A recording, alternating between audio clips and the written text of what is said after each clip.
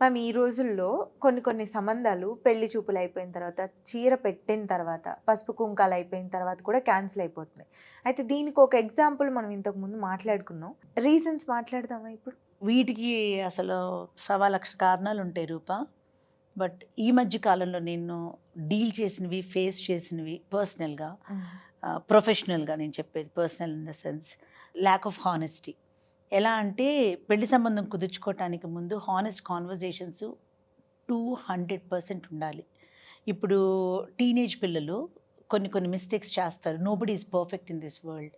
తప్పు చేసి ఇప్పుడు సైకిల్ నేర్చుకుంటాము. కింద పడకుండా సైక్లింగ్ రాదు. సో, లైఫ్‌లో పిల్లలు ఆ టీనేజ్‌లో గాని, అప్పుడు గాని they might have had a girl friend. కొంచెం ఆల్కహాలిక్ అయ్యుండొచ్చు. స్మోకింగ్ గాని, కొన్ని ఎక్స్‌ట్రీమ్ బ్యాడ్ హ్యాబిట్స్ ఎక్స్‌పీరియన్సెస్.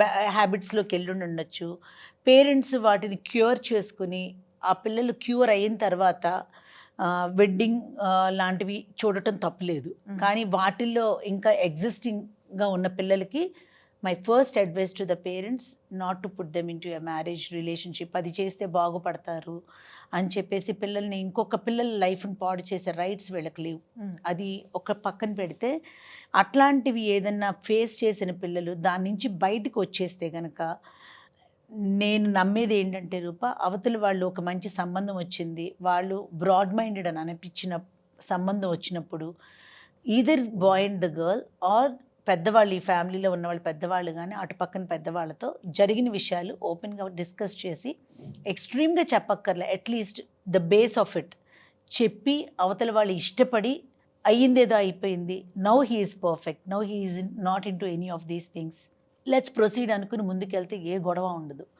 ఎలా అవుతుందంటే Roopa, very recently I had a very bad experience. ఎట్లా అంటే వెరీ ట్రెడిషనల్ ఫ్యామిలీ.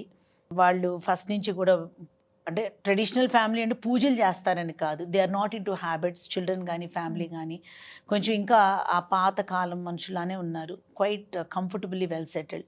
ఆళ్ళకొక సంబంధం వచ్చింది. ఆ సంబంధంలో ఉన్న వాళ్ళేంటంటే these are also traditionally solid people. But they are into the modern life style. Okay. So, families 2 మాట్లాడుకున్నప్పుడు అవతల వాళ్ళ కల్చర్ వీళ్ళకి నచ్చింది. వీళ్ళకి ట్రెడిషన్స్ వాటికి, ఈటికి అన్నిటికి ఓకే అనుకున్నారు. కానీ little things between the children ఏంటంటే, ఆ పాప she doesn't want anyone who is into habits.